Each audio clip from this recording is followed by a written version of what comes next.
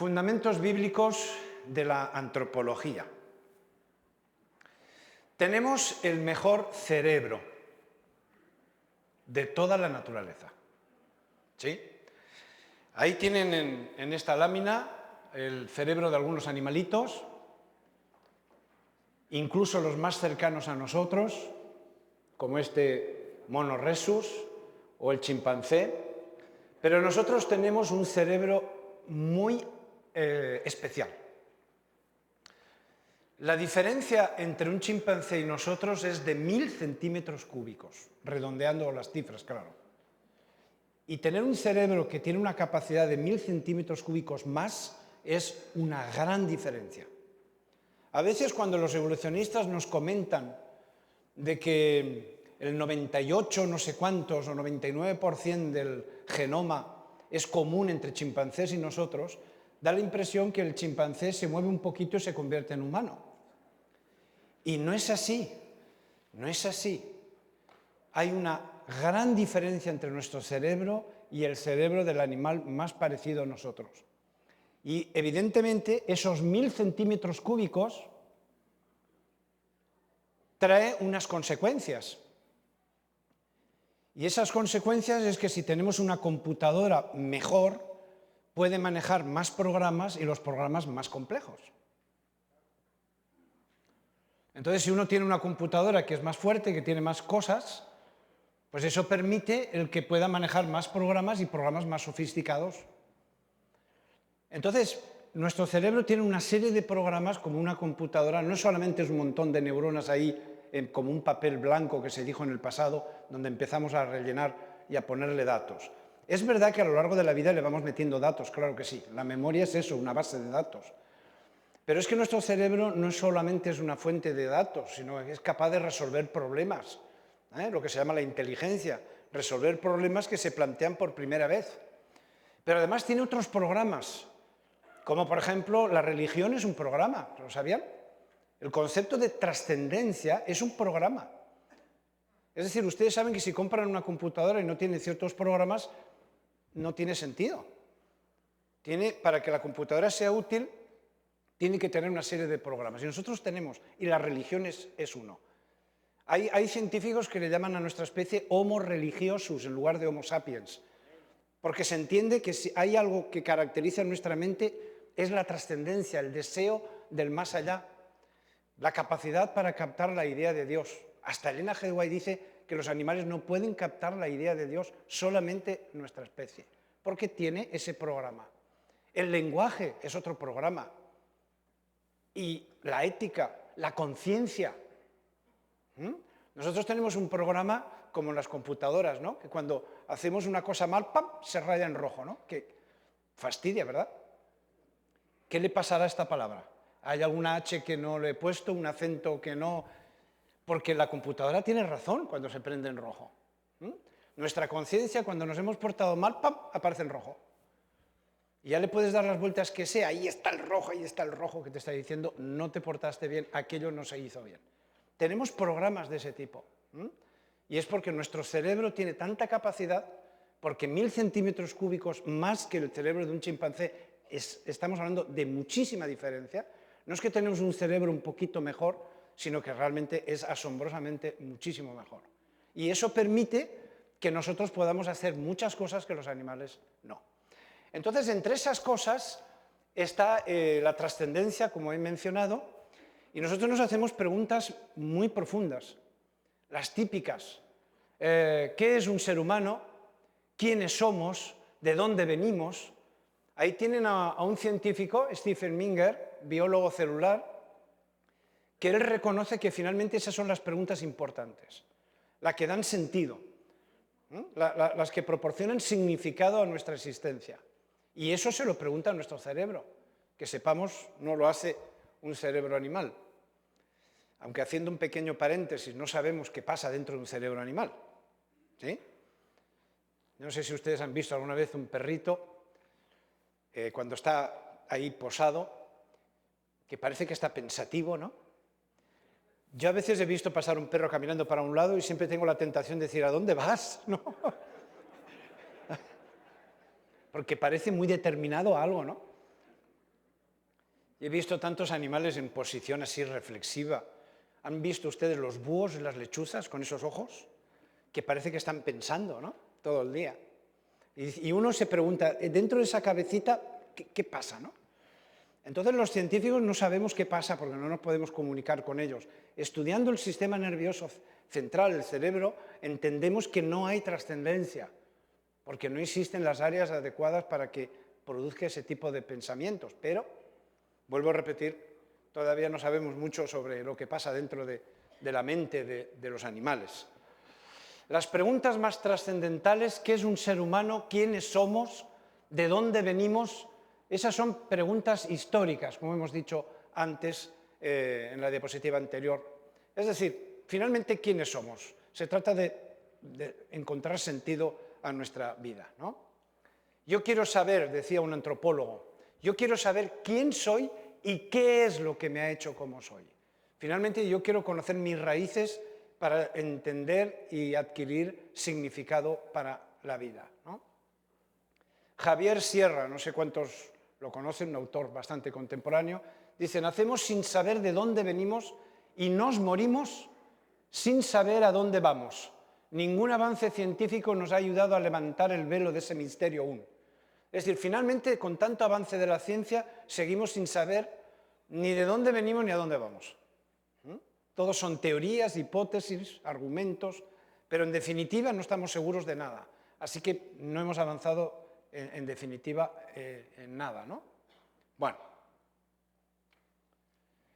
¿cómo podemos contestar estas preguntas trascendentales? Esta es la historia. ¿Cómo se puede contestar?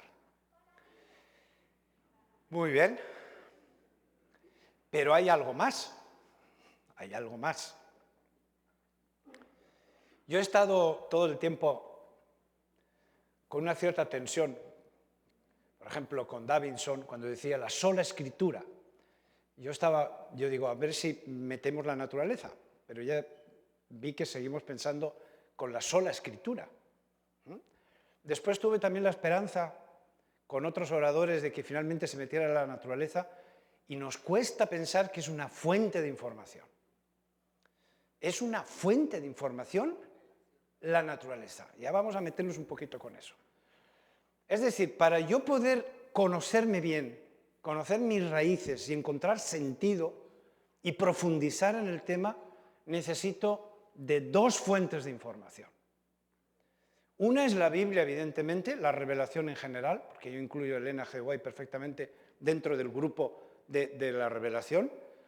Evidentemente, me proporciona la base sobre la que construir la investigación, pero necesito del aporte de la naturaleza, y no poco, y no poco. Así que yo veo que son las dos grandes fuentes de información. Solamente mencionar una como que me está faltando información para tener toda la película completa. Todos los libros de la Revelación en conjunto son un tratado de antropología. Algunos dicen, la Biblia no es un tratado. ¿Cómo que no es un tratado? No es un libro de texto, la Biblia es otra cosa. Yo digo, no, es una fuente de información. Y muchísima información, no poca. A mí me ha costado muchísimo presentar este tema de la cantidad de información que yo tengo. Yo no voy a poder abarcar en este tiempo que tengo toda la información que la Biblia me proporciona sobre antropología. Y no estoy hablando de religión, sino antropología. La cantidad de datos y de información que hay en ese libro. Y si meto a Elena G. White, es increíble la cantidad de información. Lo que pasa es que nosotros estamos acostumbrados que un tratado de ciencia pues tiene otro formato. ¿Ah? Vamos a ver, de antropología, pues concepto de antropología, naturaleza humana, teoría sobre... Claro, tú abres la Biblia y no tiene ese formato. Ese es el formato humano de un texto. La Biblia tiene otro formato, pero que es un texto de antropología, pero de los buenísimos. La cantidad de información que contiene la Biblia acerca de nosotros. Lo que pasa es que el formato, como ya se ha dicho estos días, el formato es un formato muy peculiar, donde tienes un poquito de información aquí, otro poquito allá, otro poquito allá, y hasta recopilarla, pues lleva un trabajo. Nuestros tratados son mucho más fáciles. Por eso me encanta lo que la doctora Korneszuk nos ha comentado en diversos lugares, de que es un libro fenomenal, la Biblia para desarrollar el intelecto. Porque no es un libro fácil, como los tratados humanos, donde uno se mete en el capítulo, yo qué sé, de naturaleza humana y ahí te viene toda la naturaleza humana. Aquí, si quieres investigar, tienes que ir un poquito por aquí, un poquito por allá y comparar y ver. Entonces es un libro que no es fácil, no es para gente superficial, ¿no? Pero que yo estoy completamente convencido que es un tratado de antropología de la cantidad de información que me proporciona. Bueno, vamos a ver. Hay un par o tres de textos de Elena G. de White que me parece que eso es una mina en este contexto. Miren lo que dice en la Educación, página 123. Ahí dice, su gran sistema de verdad, lo he querido subrayar en amarillo, su gran sistema de verdad. Me encanta cómo ha mencionado Elena G. de White el contenido de la Biblia. Sistema de verdad. No se presenta de tal manera que pueda descubrirlo el lector apresurado o descuidado. Muchos de sus tesoros están lejos de la superficie y solo pueden ser obtenidos por medio de una investigación diligente y de un esfuerzo continuo. Es decir, la Biblia no es un libro fácil. Y los que estudiamos la naturaleza sabemos que es un libro que tampoco es fácil. Se nota que tiene el mismo origen los dos libros. Dios es el que ha inspirado la Biblia y Dios es el que ha creado la naturaleza, así que tiene el mismo autor. Y cuando uno estudia la naturaleza, hay gente que no se entera de la mitad de las cosas que ve. Y hay gente que lee la Biblia y le pasa lo mismo, que no se entera finalmente de las cosas, porque son lectores, observadores superficiales. Son dos libros, la revelación y la naturaleza, que se necesita cavar, investigar, profundizar, y toma tiempo y esfuerzo. Así que me encantó este texto de Elena G. White. Este otro también. Miren, las verdades que forman el gran todo, ustedes saben que los científicos andamos buscando la ley del todo. La ley, los físicos están tratando de buscar una ley que lo explique todo, que incluya todas las leyes conocidas. Y es muy interesante cómo andan buscando la ley del todo. Pues fíjense lo que dice Elena G. White sobre la Biblia. Las verdades que forman el gran todo deben ser buscadas y reunidas. Un poquito allí, otro poquito allá. Ustedes ya lo conocen bien esto. Una vez buscadas y reunidas, me encanta este texto, corresponderán perfectamente unas a otras. Y la estructura completa da testimonio de su autor. Solo el ser infinito pudo concebir y dar forma a esa estructura. Se nos ha hablado mucho estos días, pero es que es así, es una belleza extraordinaria la que encuentras en la Biblia. Es toda una metodología de enseñanza. Ahí hay una razón de investigación sobre metodologías, cómo la Biblia tiene esa estructura para transmitir conocimiento. La mente que en esa forma se pone en contacto con los pensamientos del ser infinito. Yo he querido subrayarlo en amarillo, los pensamientos de Dios. ¡Wow! ¿No? Es decir, a través de la Biblia uno puede llegar a conocer mejor a Dios, cómo piensa, cómo razona, cómo desarrolla sus ideas. Porque la Biblia está cargada de filosofía, lo mismo que la naturaleza. Entonces este texto me ha parecido inspirador. No puede sino desarrollarse y fortalecerse. Y termino con este otro texto. Algunas porciones de las Escrituras son en verdad muy claras y fáciles para comprenderlas, pero hay otras cuyo significado no es superficial y este no se puede ver a primera vista. Como el minero, me encanta esta comparación que hace Elena G. White, como el minero que descubre vetas de precioso metal ocultas debajo de la superficie de la tierra, así también el que con perseverancia escudriña la palabra de Dios buscando sus tesoros ocultos. ¿Cuánta investigación en la Biblia estamos necesitando? Muchísimo. A veces creemos que ya lo sabemos todo. Es increíble. Yo puedo dar el testimonio de que cuanto más y más investigo en la Biblia, más y más aparecen cosas. Versículos que uno ha leído 20 veces, la 21, como si fuera una luz que se prende y dices, ¡ay, ahora! ahora entiendo por qué tal cosa, ¿no? Esta frase está muy buena. Como el minero que descubre vetas de precioso metal ocultas debajo de la superficie de la tierra, así también el que con perseverancia escudriña la palabra de Dios, buscando sus tesoros ocultos, encontrará verdades de gran valor que se ocultan de la vista del investigador descuidado.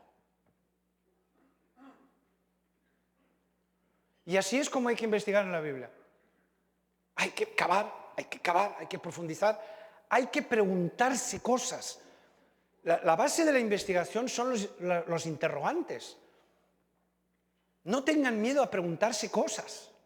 Cuando uno lee el texto bíblico, ¿y por qué esto? ¿El por qué? ¿Por qué? Ese por qué del niño de 5 años, que no sé si la escuela consigue ahogar esa manera de ser del niño, porque son muy preguntones. ¿Y por qué? ¿Y por qué? ¿Y por qué? Y eso no tiene fin. Qué pena que dejemos de ser preguntones. Seguramente aprendemos en algún momento que la gente se nos ríe si preguntamos cosas que parecen que son tontas. Por cierto, cuidado con las preguntas tontas. Que a veces las que parecen tontas son las más difíciles de contestar. Mamá, ¿por qué el cielo es azul? Contesta eso. ¿Por qué el cielo es azul? Las preguntas más simples son las más difíciles de contestar. Entonces, cuando uno está leyendo la Biblia, debe estar haciéndose preguntas constantemente y cuestionándose, ¿y esto por qué será? ¿Y aquello por qué será? ¿Por qué Dios habrá querido esto? Bueno, es increíble, ¿no? La Biblia es una maravilla como fuente de conocimiento. Pero ahí aparece otro librito, la revelación. Yo de alguna manera quiero también que ustedes vean que hay otro libro para investigar la verdad. Y yo quiero que sean palabras de Elena G. White, que no sean de Antonio Cremades, si no parece mi manía personal. Dios se nos ha revelado en su palabra y en las obras de la creación. ¿Eso? Claro. Por el libro de la inspiración y el de la naturaleza, ella no solamente habla de un solo libro, habla de los dos, hemos de obtener un conocimiento de Dios. Punto. Así que yo no estoy de acuerdo con la sola escritura. Siento. La ventaja de ser el último es que no tengo réplica. Puedo decir lo que quiera, que el otro no me puede contestar, ¿no? Había que buscarle alguna ventaja porque estaba desesperado ya. Bueno, tenemos dos libros que tienen el mismo autor. Dios es el creador de la naturaleza, por lo tanto, toda ella está cargada del pensamiento de Dios. Y el libro de la Biblia es el libro que Dios ha inspirado y, por lo tanto, contiene muchísima información. Entonces, yo no puedo llegar en la antropología a investigar solo con un libro. Yo necesito los dos libros. Porque las cosas invisibles de Él, su eterno poder y deidad, se hacen claramente visibles desde la creación del mundo, siendo entendidas por medio de las cosas hechas. Son textos que ustedes conocen. En la educación cristiana. En el mundo natural, Dios ha puesto en las manos de los hijos de los hombres, fíjense bien esto, la llave que ha de abrir el alfolí de su palabra. Es decir, yo lo que he visto estos días son flechitas solamente que van desde la Biblia a la naturaleza. Pero yo esperaba en algún momento alguna flechita que fuera de la naturaleza a la Biblia. Y esa es mi experiencia. Es decir, la Biblia está en la base de la investigación. Pero para comprender ciertos aspectos de la Biblia, no lo puedo hacer solo con la Biblia. Tengo que recurrir a otro libro. Y el otro libro tiene el mismo autor, así que no hay competencia. Aquí no estamos compitiendo en libros. Han sido escritos, entre comillas, por el mismo autor, así que no estamos compitiendo autores. Lo invisible queda ilustrado por lo que se ve. La sabiduría divina, la verdad, hemos hablado estos días de la verdad eterna, la gracia infinita. Y lo dice ella, no Antonio Cremades. Se entienden por las cosas que Dios ha hecho. Se entienden. Es decir, gracias al aporte de la naturaleza yo puedo llegar a conocer cosas de la Biblia que de otra manera no podrían ser. Yo podría poner un montón de ejemplos esta mañana, pero no tenemos tiempo para poder entrar en detalles. Pero yo manejo los dos libros en mi investigación y los necesito los dos. El primer libro al que acudo es la Biblia, para sentar la base, para saber dónde estoy. Es como una brújula, la Biblia me orienta a la investigación. Pero me es insuficiente, siento decirlo así. Es insuficiente. Necesito los aportes del otro libro para entender mejor ciertos aspectos que de otra manera no podría. La ciencia y la palabra escrita concuerdan y cada una derrama luz sobre la otra. Cada una. No solamente la Biblia la que derrama luz sobre la naturaleza, sino que también la naturaleza sobre la Biblia. Esto no es un mensaje de Antonio Cremades, simplemente les estoy recordando textos que seguro que ustedes conocen de sobra. Son dos libros que se iluminan. La Biblia yo la necesito para comprender la naturaleza, pero también la naturaleza para comprender la Biblia. El libro de la naturaleza, esto está en el Ministerio de la Curación, el libro de la naturaleza y la palabra escrita se alumbran mutuamente. No va solo en una dirección, sino que va en las dos direcciones. Eso es lo correcto, eso es lo correcto. Los dos libros se acompañan para que yo pueda llegar a conocer la verdad. Porque la verdad es muy amplia, ya se ha dicho estos días. Yo no la puedo reducir la verdad a una fórmula. Y decir, señores, esto es la verdad. La verdad es amplísima, tan grande como el universo. Y digo el universo por poner un ejemplo material, porque evidentemente la verdad es mucho mayor que el universo. La verdad está en Dios y Dios es mucho más que su obra creadora, ¿no? Entonces, para llegar a comprender esa verdad, pues necesito todo lo que Dios ha puesto a mis manos para poderlo hacer. ¿Y qué ha puesto en mis manos? Pues la Biblia y la naturaleza. Y manejando como la mano derecha, yo siempre lo comparo como la mano derecha y la izquierda. Como la mano derecha e izquierda, yo las uso los dos libros para conocer la verdad. Y bueno, que conocieran un poquito esto. Bueno, la ciencia no usa la revelación, la ciencia clásica, ¿no? La evolucionista, la naturalista. Y entonces, si dejas la Biblia a un lado, pues pierdes la orientación. Y entonces, según el origen natural, pues este es el origen del ser humano. Éramos animales, como células, una ameba, por ejemplo. De ahí fue saliendo algunos animales muy sencillos. Aparecieron los vertebrados, los peces, derivaron anfibios. Y poco a poco fueron apareciendo los reptiles, los mamíferos. De los mamíferos salieron los primates. Y los primates fueron desarrollándose a través de una serie de especies hasta que finalmente salimos nosotros como Homo sapiens, ¿no? Esta es la explicación, en resumen, que da la ciencia tradicional. Evidentemente es mucho más complejo, ¿no? Esto es una cosa muy sencillita. Si profundizamos, pues nos encontramos que ellos arman unos árboles genealógicos, filogenéticos, donde tratan de buscar la filiación, el parecido, las semejanzas de unos seres con otros, y de esa manera arman el camino, según ellos, que ha ido dando lugar a nuestra especie. Aquí tenemos un intento de resumirlo, que yo creo que el material que han recibido puede ser muy útil para los profesores, porque es un tinglao bastante complejo, y he tratado de hacer un resumen de las teorías de unos y otros para más o menos buscar un consenso, y esto sería un poquito la idea. Hay en un momento determinado, hace unos 20 millones de años, una explosión evolutiva de especies de simios. Después, entre todas estas especies aparece uno, el Pierolapithecus, que es una especie clave, de la cual pues derivan otras especies, y entre ellas van a salir, por ejemplo, este grupo que dará lugar a los gorilas, este grupo que dará lugar a los orangutanes, y este grupo que es el grupo de los ancestros que dará lugar por un lado a los chimpancés y por otro lado a los homínidos. O sea que nosotros no venimos de los chimpancés. Según la teoría de la evolución, ellos y nosotros venimos de un ancestro común anterior. Y bueno, después de nosotros, a través de algunos posibles ancestros, ahí los tenéis, los nombres y los millones de años. Finalmente salen los australopitecos, que estaría representado por esa A. Y el camino sigue. Ahí tienen los australopitecos que hemos dejado en el esquema anterior, de ahí saldría el Homo habilis, aquí tienen los millones de años, aquí tienen la capacidad craneal en centímetros cúbicos.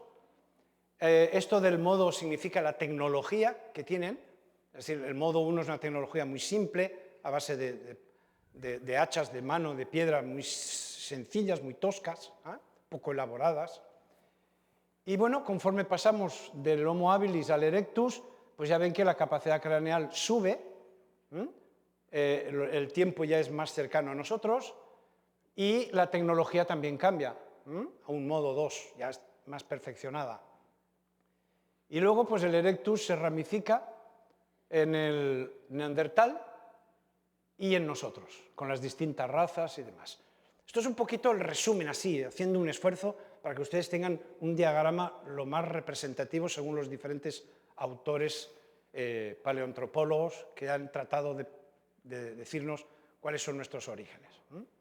Bueno, después de esto, cuando ya salimos del Homo sapiens, viene un periodo que se llama prehistoria, que va desde la aparición del hombre moderno hasta aproximadamente unos 3.000, 4.000 años.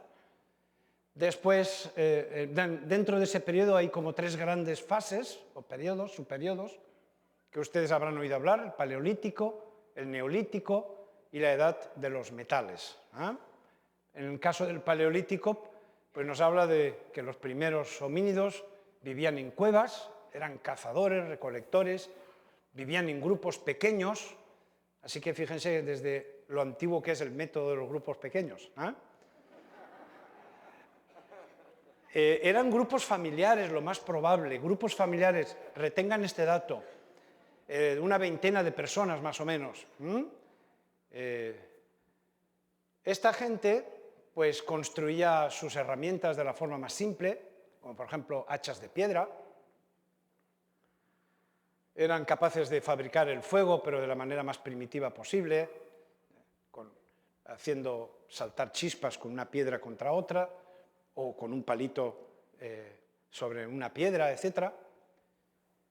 Y lo que se nos ha comentado esta mañana, pinturas rupestres. Entonces, eso es un poco la historia a grandes rasgos, ¿no? de la parte más antigua. Después del Paleolítico, pues nos va a venir el Neolítico, que es una época ya de una especie de revolución tecnológica. Es ahí donde se origina la agricultura, porque primero éramos nómadas, que andábamos de un lado para otro, y éramos recolectores, como ya he dicho, es decir, comíamos de la fruta, de los tubérculos, o de las hojas, lo que sea que encontráramos, que nos parecía que podía ser para nuestra alimentación, y también cazábamos. Pero llega un momento que se inventa la agricultura, ya no hace falta caminar de un sitio para otro, ahora podemos estar asentados en un lugar y en lugar de estar buscando plantas por ahí para comer, pues ya podemos producirlas. Y ahí en el Neolítico se piensa que se descubre la agricultura. Con los animales la misma cosa. Primero éramos cazadores hasta que descubrimos que en lugar de andar por ahí cazando animales era mucho más fácil pues tenerlos en casa y controlarlos de esa manera, y cada vez que necesitemos comer o usar su piel o lo que sea, los tenemos ahí en vez de cazarlos. Entonces se empieza a domesticar algunas especies. Muy bien. Aparecen los poblados. Primero vivíamos en cuevas, éramos nómadas de un lado para otro, pero llega un momento en que empezamos a darnos cuenta que ya que hacemos agricultura y ganadería, pues se puede construir algunas construcciones sencillas de telas o de pieles o de lo que sea, y asentarnos en un sitio concreto. Y de esa manera empiezan las aldeas y el invento de las ciudades, ¿no? Bueno, la edad de los metales. Primero es piedra y hueso y marfil, los materiales en los que construimos las cosas. Pero llega un momento en que descubrimos los metales. Somos capaces ya de extraer el metal de la tierra y con él construir cosas. Así que está la edad del cobre, la del bronce y la del hierro en relación con los distintos materiales que se usan.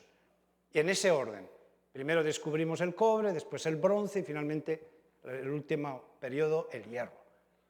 Y eso es un poco nuestro pasado remoto, según los evolucionistas. Nacimos del mundo animal y fuimos haciéndonos humanos poco a poco, y en ese desarrollo pues fuimos no solamente adquiriendo características físicas hasta ser lo que somos, sino que además fuimos desarrollando una tecnología hasta llegar a los tiempos de ahora.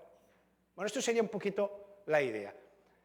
El núcleo de lo que acabo de decir es que nosotros salimos del mundo animal. ¿Éramos animales?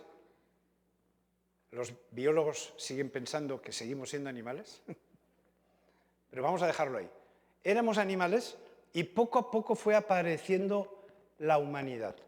Es decir, nos fuimos haciendo seres humanos. Y de esa manera vamos saliendo paulativamente, gradualmente, hasta llegar a lo que somos ahora. Bueno. El planteamiento bíblico es bien diferente. No es un poquito diferente, es bien diferente. Por eso casar las dos ideologías es lo que tenemos delante, que es difícil. La Biblia nos presenta un pasado completamente diferente que la teoría de la evolución nos plantea. Es decir, nuestro origen no es animal, sino que es divino.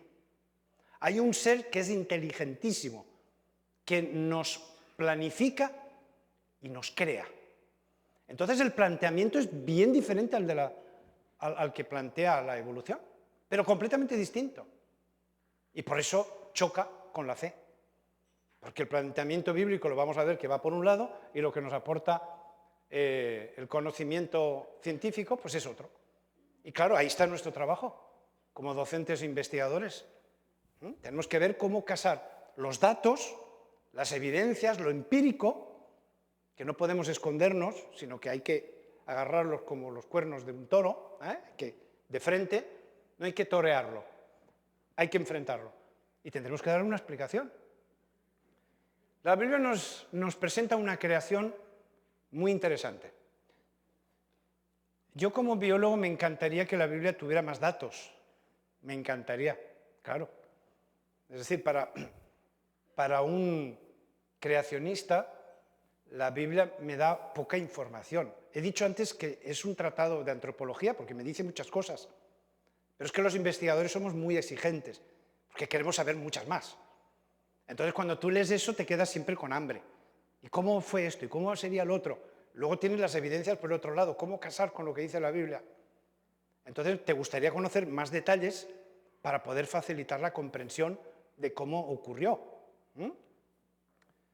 Dios modeló, el verbo yitzer, es un verbo de alfarería.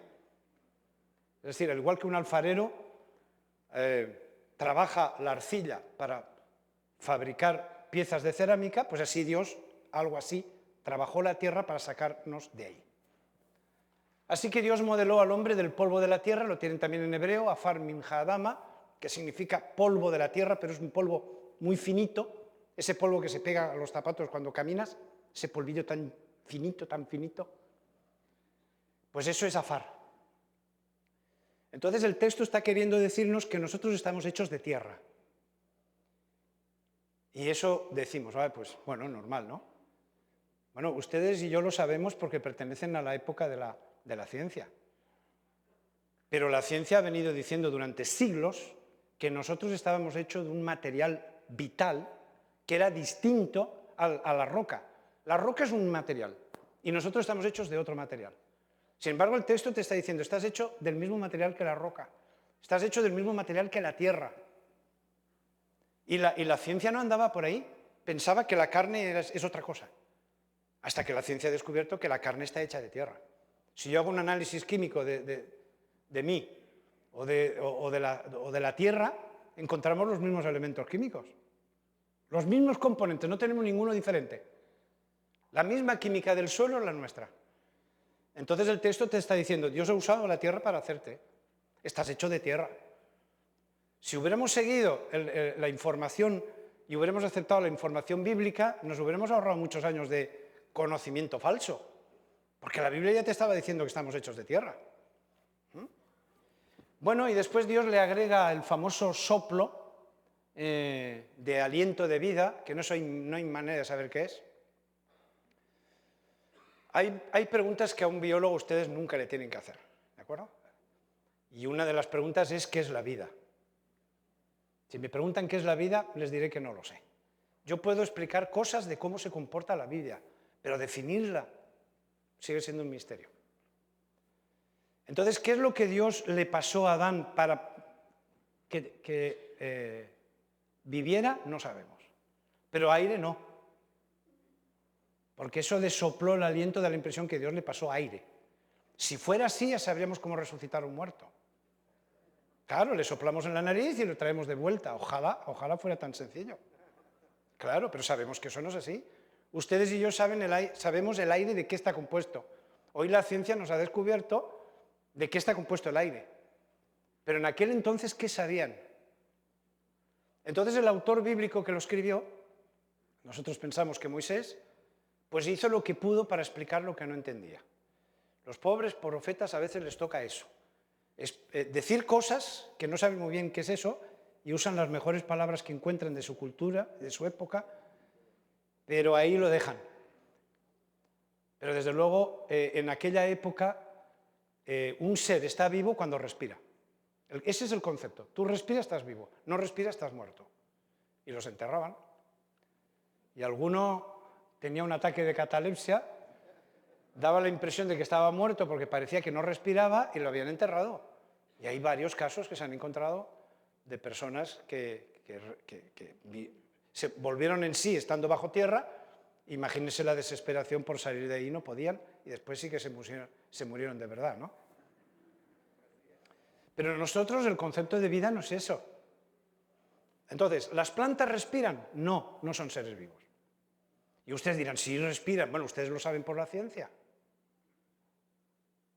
La ciencia a ustedes les ha ayudado a entender muchas cosas. Nosotros, como vivimos una época de cultura científica, nos da la impresión que eso se ha sabido siempre. Pero no es así. Nosotros sabemos que las plantas respiran porque la ciencia lo ha demostrado. Pero ustedes no notan que una planta respira. Ustedes no notan que el tronco se infla y se desinfla. ¿Ah? Ni notan el paso del aire entrando o saliendo de las hojas de la planta. Ustedes no lo perciben. Eso, gracias a los experimentos científicos, hemos podido saber que eso es así. ¿Sí? Entonces, aquí el texto está tratando de describir lo que puede. Y lo que puede es que Dios nos sacó la carne, el cuerpo, lo sacó de la tierra, nada de muñecos, nadie de estatuas de barro. ¿Ustedes leen estatua de barro por algún lado? Es que lo he escuchado tantas veces que me choca. No puedo evitarlo. Cada vez que lo oigo, es como mitos internos, ¿no?, que se producen. Que Dios hizo como una estatua de barro y luego, como un hada, ¡tac!, le tocó la estatua de barro, ¡pam!, y se convirtió en carne. Eso no es así. Dios nos sacó de la tierra. ¿Cómo lo hizo? Ni idea. Eso es una cosa que solo Dios sabe. Pero nos sacó de la tierra, nada de estatuas, ni de barro, ni de nada. El texto lo tienen ahí íntegro. Y no hay barro por ningún lado, ni aparece ninguna estatua, ni nada que Dios hizo. Y luego sopla y le pasa la vida. ¿Qué es la vida? No sé. Nosotros, cuando no sabemos algo, decimos que es una energía. Nosotros usamos mucho el vocablo energía para meterlo en donde no sabemos. Eso debe ser como una especie de principio de energía. Bueno, bien. Si vale, pues vale. Pero no tenemos ni idea de lo que es, ¿de acuerdo? O sea, ¿qué es lo que Dios le pasó para que ese cuerpo sin vida tuviera vida? No lo sé. Eso es cosa de Dios. ¿No? Muy bien. Y ahí tienen el resultado, ¿no? Es como A más B igual a C, ¿no? O 1 más 2 igual a 3. Es una fórmula. El cuerpo más el espíritu, la vida, lo que sea, porque usamos vocablos sin saber, espíritu, como si supiéramos lo que es eso del espíritu, ¿no? Porque nosotros decimos espíritu también, hay traductores que ponen espíritu, pero no sabemos lo que es espíritu tampoco. Bueno, pero fíjense el 3, el texto dice que el hombre llegó a ser un ser que respira. Nefesh hayá no es un ser viviente. Los pobres traductores también lo pasan de todos los colores para traducir, ¿no? Porque a veces, ¿cómo traduces una expresión, una palabra? ¿Cómo lo vuelcas a otro idioma? No es fácil. Yo siempre he admirado, de verdad, a los traductores porque me parece un trabajo dificilísimo. No es tan fácil volcar una expresión o un término de un idioma a otro. Entonces aquí, el texto dice que cuando Dios sopló en su nariz, fue un ser que respira. Sigue la analogía de la respiración. Dios le pasa aire y a partir de ahí respira por sí mismo. Eso es Nefesh Hayá. Y el autor pues ha traducido como ha podido, un ser viviente. Bien. Creación de la mujer. Pues es más complicada que la del hombre. No podía ser de otro modo, ¿no? Déjenme que me meta un poquito así. A los hombres nos gusta meternos con...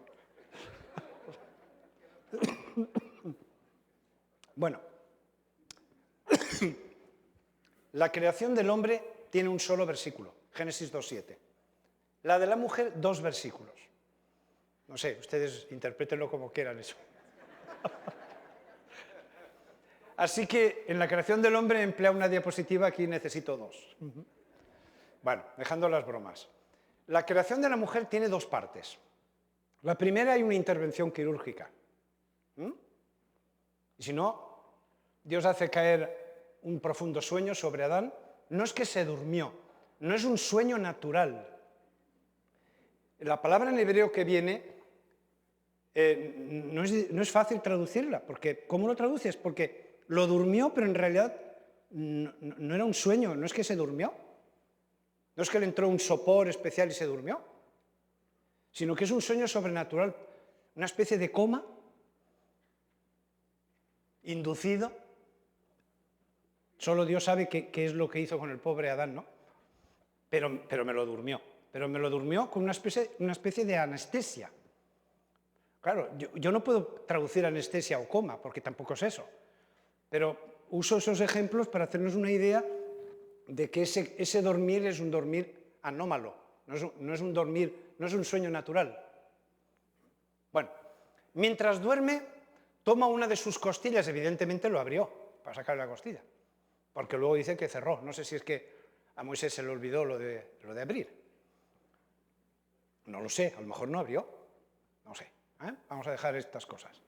El caso es que mientras estaba en esa especie de coma inducido o de anestesia, pues entonces saca una de sus costillas y y después cierra la carne. Eso es una operación, ¿o no? Es una operación quirúrgica.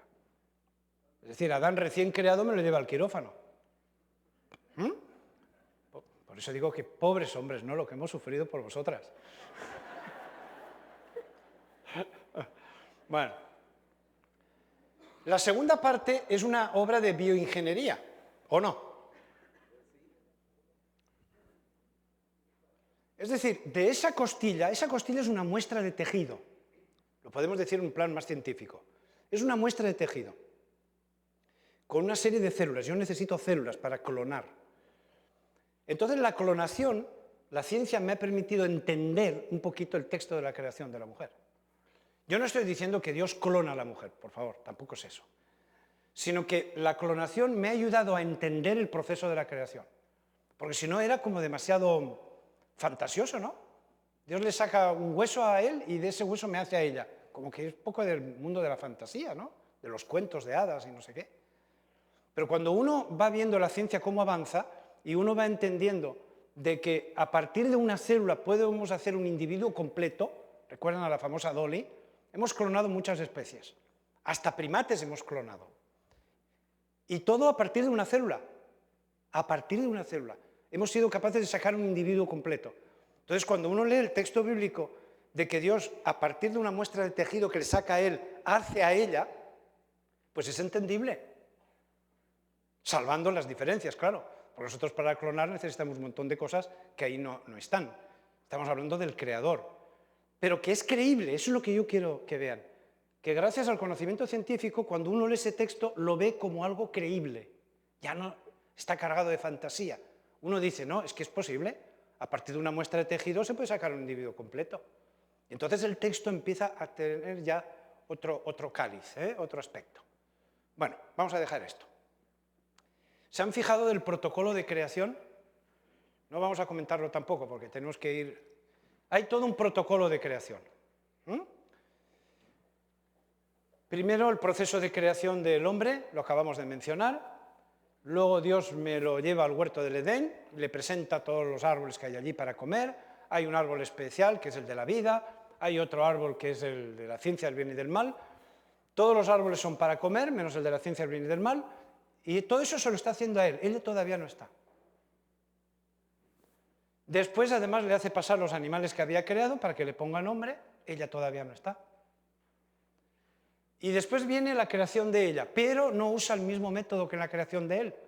En lugar de usar la tierra para hacer el cuerpo de ella, bueno, lo acabamos de mencionar, a partir de una parte de él. Ustedes imaginen si eso no tiene carga teológica para estudiar. Y finalmente Dios une al hombre y a la mujer. Dios podría haber agarrado de la tierra y haber sacado el cuerpo de él y de ella, ¿o no? Pues, por favor, claro que sí. Y Dios podía haber pasado el aliento de vida a los dos. Y se acabó. Se hubiera ahorrado bastantes pasos. Pero no, me hace un protocolo tan complicado como este. Pues eso tiene una carga de significado. Ahí tenemos que cavar. Ahí tenemos que cavar. Yo les digo a veces a mis estudiantes de ciencia, religión, de teología, ¿quieren una buena investigación, un buen aporte? Traten de averiguar el significado del protocolo. ¿Por qué este protocolo? ¿Por qué Dios no crea de esa manera? Hay algunas razones que conocemos, pero no conocemos todas las razones. O sea que ahí tienen una buena teología de investigación. Bueno, y ahora viene la escuela del Edén. Ustedes me lo han escuchado alguna vez, porque hablar en esta casa ya no es fácil, ¿no? Porque hemos tenido ya tantas intervenciones que uno cuando está preparando las cosas, sí, me acuerdo que lo dije en tal ocasión, esto lo pasé en tal sitio, entonces... Pero ustedes saben que yo he hablado en alguna ocasión de la escuela del Edén. Y es muy importante la escuela del Edén, porque Adán y Eva cuando fueron creados estaban bien hechos, imagínense, recién salidos de la mano del Creador, pero no sabían nada. No sabían nada. No habían ido nunca a una escuela, no habían tenido padres, no había una sociedad. Ustedes saben que aprendemos del medio en donde nos encontramos. Y el medio empieza por los padres, los hermanos, la familia en general, el grupo de amigos, la escuela, y vamos aprendiendo de todo eso. Pero Adán y Eva no tuvieron nada de eso. Entonces, lo primero que hizo Dios fue llevarlos a la escuela. Es decir, organizó en el Edén una escuela para que aprendieran muchas cosas. Y ahí lo tienen, como lo expresa Elena G. White. Se estableció una escuela modelo en el Edén. El jardín del Edén era el aula, la naturaleza el libro de texto, el creador mismo era el maestro, y los padres de la familia humana, los alumnos. Me encanta esta frase. Nuestro Padre Celestial dirigía personalmente la educación. ¿Ustedes se imaginan a Dios como director de la escuela? El creador del ser humano ahora es el que dirige la educación del ser humano. El que creó nuestra mente ahora lo somete a un proceso de educación que él sabe muy bien que es necesario. A menudo iba a visitar a los santos ángeles que les daban consejos e instrucción. Un staff increíble. Imagínense qué staff de profesores. El propio creador y los ángeles. Y de esa manera los fueron poniendo al día. No se olviden que pertenecemos a un universo lleno de seres vivos. Entonces, esa escuela los pone al día. El objetivo de la universidad, ¿cuál es? Poner a los estudiantes al día de su cultura, cada uno en la especialidad. Pero es una forma de hacer eso, ¿no? ¿Y por qué cito lo de la escuela del Edén? Porque esto es clave para la prehistoria. Clave. Es decir, en la teoría de la evolución vamos aprendiendo. Nos vamos haciendo humanos. Vamos desarrollando tecnologías. Pero aquí hay una escuela. De manera que en esa escuela adquirimos conocimiento que lo heredamos de otros que saben más que nosotros. Y eso es lo original para mí de muchísimo valor. Newton decía, lo que daría yo por haber podido estar en esa escuela. Que no habrán salido Adán y Eva, que no habrán sabido en esa escuela. Él era consciente de esa escuela. Y Newton decía, unos minutitos que me dejaran entrar en esa escuela y oír alguna cosa del Creador. Imagínense el Creador hablándoles a sus criaturas y enseñándoles y explicando. Entonces, tuvieron, por lo tanto, una ventaja que nunca ha tenido ninguna cultura. Esto, reflexionen un poquito y verán. Porque esto, evidentemente, no lo acepta la ciencia tradicional. Por eso digo que el planteamiento bíblico es bien diferente al planteamiento evolucionista. Es decir, nosotros tenemos nuestro origen en un ser inteligente que nos crea a su imagen y semejanza en cuanto a cualidades y características, pero además nos educa Él y nos aporta conocimiento, información. No empezamos de cero nuestra andadura como especie. Y ahí lo tienen ustedes, como Elena G. White nos lo dice, en lo que concierne meramente a los conocimientos humanos, cuán superiores fueron las ventajas de los hombres de aquella edad antigua. Tuvieron, lo he querido subrayar en amarillo, tuvieron entre ellos durante siglos a aquel que Dios había formado según su propia imagen, a quien Dios había instruido en toda sabiduría del mundo material. ¿Se imaginan la de cosas que le debió explicar Dios? Yo cuando hacía mis primeras introducciones de la fe en el aprendizaje y tenía que contar la historia de una disciplina, como puede ser la química o la física y demás, siempre ponía a Adán y Eva como los primeros científicos. Me acuerdo que el director que tenía, que no sabía mucho de integración, me miraba como diciendo, ¿y? ¿No te parece que eso es poco serio? Me decía. Y yo, no, es que fueron los primeros investigadores. Son los primeros que adquirieron conocimiento. Además, fueron a la mejor universidad y tuvo los mejores maestros. Y las ventajas de educación y de conocimiento e información que tuvieron nunca se ha vuelto a dar. Claro que fueron los primeros hombres de ciencia, hombres y mujeres de ciencia. Claro que sí. Comunicó sus conocimientos a sus descendientes. ¿Ustedes se imaginan los antediluvianos aprendiendo ahora de Adán? ¿Qué ocurre cuando tenemos a alguien que ha estudiado en Harvard o en Cambridge?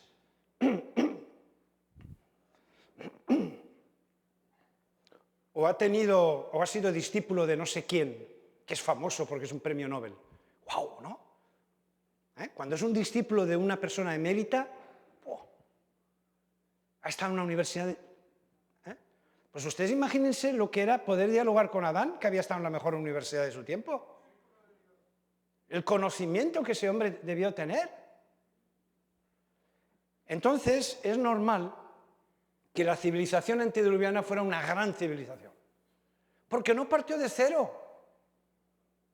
No fue Adán y Eva de aquella manera en taparrabos cuando Dios los tiró del Edén, que por cierto me pone nerviosísimo también las diapositivas que ponen.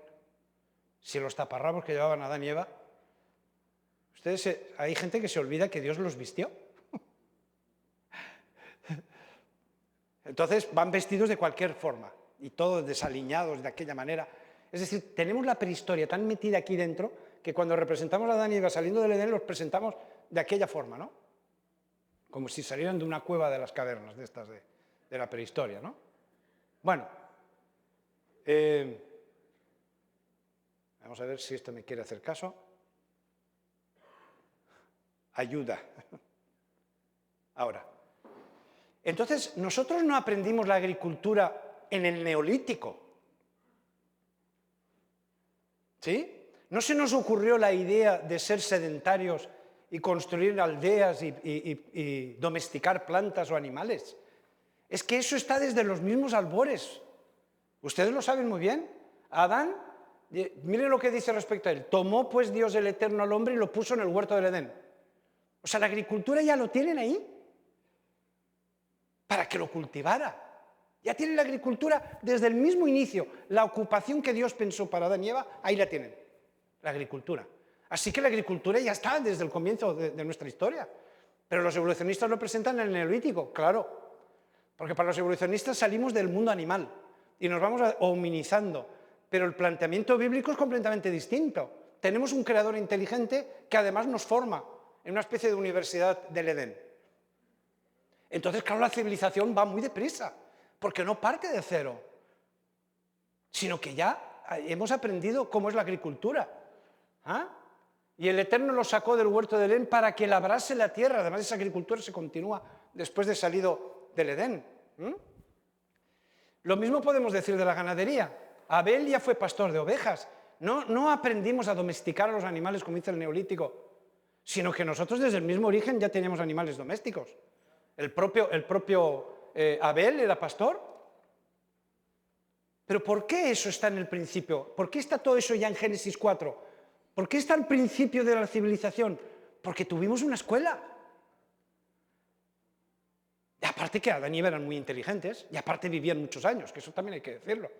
entre la experiencia de Adán y Eva y las capacidades originales, eso facilitó que la civilización se desarrollara muchísimo en muy poco tiempo. Pensar que la civilización antediluviana fueron de unos 1654 años. Eso es muy poco, apenas un poco más de un milenio. Pero claro, la velocidad era vertiginosa porque no partieron de cero, partieron ya de un conocimiento heredado, ¿no? Jabal fue padre de los que crían ganado, es decir, ustedes tienen la ganadería desde el comienzo de los tiempos. Es muy interesante Génesis 4, muy revelador. Los metales, ustedes han visto en la lista que les he puesto rapidito, cómo los metales entran al final, y se acuerdan que entraba el cobre poquito a poquito, le daba paso al bronce y un poquito al hierro. Pues miren, Tubal-Caín, artífice de todo instrumento cortante de bronce y de hierro desde el comienzo de la civilización. Entonces el planteamiento bíblico nada que ver con el planteamiento evolutivo. La diferencia es que el planteamiento de la Biblia parte de un ser inteligente y eso hace la diferencia. Porque entonces las cosas son muy distintas, ocurrieron de forma muy diferente. ¿Ah? Bueno, instrumentos musicales que aparecen allá en el Neolítico bastante avanzado, pues ustedes ya tienen ahí, en Génesis 4, Jubal, padre de todos los que tocan flauta. Ya tienen primeros instrumentos musicales. Construcción de ciudades. Aprendemos a construir las primeras aldeas allá en el Neolítico, no señor. Génesis 4 ya dice que Caín edificó una ciudad y le puso el nombre de su hijo. Es que es todo muy diferente. Control del fuego, nada de las cavernas y una piedra contra otra. Miren, que por cierto, la diapositiva no he encontrado ninguna mejor. Siempre con vestidos de cualquier manera, ¿no? Para los sacrificios que tenía que ofrecer Abel, tenía que usar el fuego, así que ya sabía hacer fuego. Confección de ropa, ahí tienen las clásicas diapositivas, he buscado la mejor que he encontrado, a cuál peor. Ellos, al darse cuenta que estaban desnudos, no sabían cómo vestirse, Si hubiera dependido de ellos, hubiera tardado no sé cuántos años hasta llegar a descubrir cómo se teje. Pero el problema, la solución, es que Yahvé los vistió. Por lo tanto, yo no sé si ellos vieron cómo tejía Dios, yo no sé Dios cómo hace las cosas, ¿no? Pero ya tienen a un Dios que es capaz de generar la ropa, ¿no? ¿Cómo iba vestido entonces Adán y Eva cuando salieron del Edén? Pues eso sería muy bonito saberlo, pero no lo sabemos. Pero desde luego con andrajos no, ¿eh? Y de cualquier manera no, porque fue Dios mismo el que los vistió. Confección de tiendas. Ustedes a lo mejor no le dan valor a esto que estoy pasando, pero todo esto que estoy mostrando, los evolucionistas dicen que tarda mucho tiempo en aparecer en el desarrollo humano. Y ahí lo tienen al poco de la creación. El lenguaje, ya hablamos desde el principio. Ustedes no se pueden imaginar las trifulcas que hay con el origen del lenguaje. Que si los neandertales ya hablaban, hay algunos que dicen que los Homo erectus ya hablaban. Nosotros tenemos el lenguaje desde el mismo origen. Adán y Eva ya hablaban desde el principio. En esa escuela hablaban y dialogaban con Dios y los ángeles. Bueno, y entre ellos. Y Eva habló con esta serpiente, ¿no? Que era Lucifer. Es decir, el lenguaje lo tienen desde el mismo origen. Es que es diferente un origen natural de un origen inteligente. Cambia completamente. Cambia completamente. Bueno, ¿qué nos dicen los fósiles? Pues esto es otra conferencia, ¿no? ¿Qué nos dicen los fósiles? Esto lo estuvimos estudiando en el taller el otro día. Pues los fósiles nos ponen a los creacionistas en un apuro, un gran apuro. ¿Por qué? Primero, por la ausencia. ¿Ausencia de qué? De la civilización antediluviana. No encontramos ni rastro. Como si se les hubiera tragado la tierra. No hay manera. Ni restos arqueológicos, ni fósiles de hombretones casi de 4 metros. Nosotros esperamos encontrar personas espectaculares, como los recién creados por Dios, y no encontramos restos arqueológicos del mundo antediluviano. Y el otro problema es la presencia. de fósiles que nos incordian, molestos. O sea, no aparece lo que tiene que aparecer y aparece aquello que creemos que no debía haber aparecido nunca. Y ahí tenemos un motivo de investigación tremendo. Eso os lo puedo asegurar. Ahí hace falta dedicar tiempo y tiempo a poder investigar. Porque tanto la ausencia como la presencia nos causa problemas. Hay algunos que dicen que han encontrado el arca de Noé. Yo creo que no hay nada serio sobre eso. Ahí tienen de una revista, de un periódico, aseguran que hallaron en Turquía el arca de Noé. Bueno, están hallando el arca de Noé constantemente. Ahí tienen algunos personajes que lo han encontrado, se han hecho varias expediciones. Nada serio. Créanme, no hay nada serio. Restos arqueológicos de difícil catalogación. Miren qué cosa que está ocurriendo. Así, rapidito. Hay dos teorías. Una más disparatada que otra, si me permiten la expresión, ¿no? La primera es la teoría de la herencia de una antigua civilización perdida. Hay arqueólogos que dicen, señores, se nota por la arqueología de que hay una civilización anterior a las civilizaciones más antiguas que encontramos. Y la más atrevida es la que dice, y esa civilización perdida fue originada por seres que vinieron de otro planeta. Lo cual no nos debe hacer sonreír, porque finalmente nosotros pensamos que nuestra civilización se originó en Dios y en los ángeles, que finalmente venían de otra parte, ¿no? Bueno. Hay muchas evidencias, ¿vale? No lo vamos ni a leer porque ya el tiempo me voló. Hay construcciones enigmáticas que hacen pensar en la posibilidad de que algunas de ellas sean antidiluvianas. Lo dejamos para otro momento. Y objetos fuera del tiempo que hacen ver que tal vez alguno de esos objetos puede ser antediluviano, pero eso lo dejamos para otro día. Esta es la presencia de seres molestos, porque estos cráneos de neandertales, de erectus, de habilis, de homo floresiensis, que están apareciendo por un lado y por otro, pues nos están dando problemas, claro. Porque no solamente no encontramos esos hombres fantásticos de la civilización antediluviana, sino que además lo que encontramos es justo lo contrario. Gentes con capacidades inferiores a las nuestras, más bajitos que nosotros, con ciertos rasgos más de chimpancé que humanos. Y claro, eso es lo que los científicos evolucionistas usan para armar los árboles filogenéticos. Entonces, ¿qué hacemos con eso? Tanto con la ausencia como con la presencia de estos restos fósiles, ¿no? Bueno, el diluvio es una ruptura grande de la civilización. Ustedes imagínense que solo un grupo de personas aguanta el diluvio, cruza la frontera. ¿Cuánto de su cultura fueron capaces de llevarse consigo? ¿Cuánta cultura ustedes serían capaces de llevarse consigo si hubiera una catástrofe universal y solo quedara unos cuantos entre los cuales usted? ¿Qué se llevaría? Yo podría llevarme una partecita pequeña porque la cultura es enorme. Yo solo domino un campo muy chiquito. La cultura es mucho mayor. Entonces, yo no puedo dominar todos los campos de conocimiento. Entonces, está claro que conmigo la civilización se iría para atrás. Entonces, la familia de Noé, ¿cuánto pudieron llevarse consigo? Pues algo, claro, pero se perdió mucho. El diluvio es una barrera increíble, hay una rotura de civilización muy grande. El arca se posa sobre los montes de Ararat. Bueno, durante algún tiempo los descendientes de Noé viven ahí, y un señor que se ha paseado por la zona para encontrar el arca, pero no les voy a decir dónde está. Bueno, ahí tiene algunas imágenes del Ararat y de la región.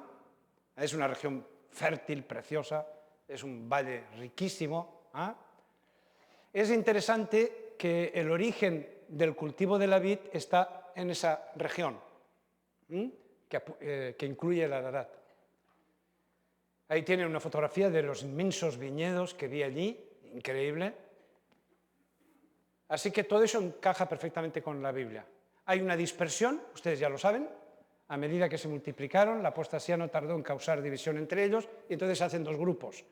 Un grupo se queda en la zona del Ararat y otro grupo se va a dónde, ustedes ya lo saben, se va a la zona de Sinar, entre el río Tigris y Éufrates, y allí tiene lugar esa historia que ustedes saben de la Torre de Babel. Le dijeron, edifiquemos una ciudad, una torre, para no ser esparcidos, porque la voluntad de Dios es que se dispersaran, pero ellos querían quedarse todos en esa región. Y entonces ustedes ya saben que hubo una confusión de lenguas y como consecuencia se dispersan. Y esto es clave. Y esto es clave. ¿Por qué? Porque desde ahí es donde tiene lugar el poblamiento del planeta. Habían estado agrupados en el Ararat. Un grupo de ellos se va a Sinar. Tiene lugar la confusión de las lenguas y desde ahí se reparten por todo el planeta. Y entonces viene el poblamiento, desde ahí. Ahí hay que investigar mucho. He hecho alguna investigación, pero falta todavía. Ahí tienen un puntito mío. Este es un esquema típico. Y los evolucionistas dicen que todo partió de África, de esta zona roja, y yo estoy sugiriendo que en vez de ir de África para arriba, fue de arriba para abajo.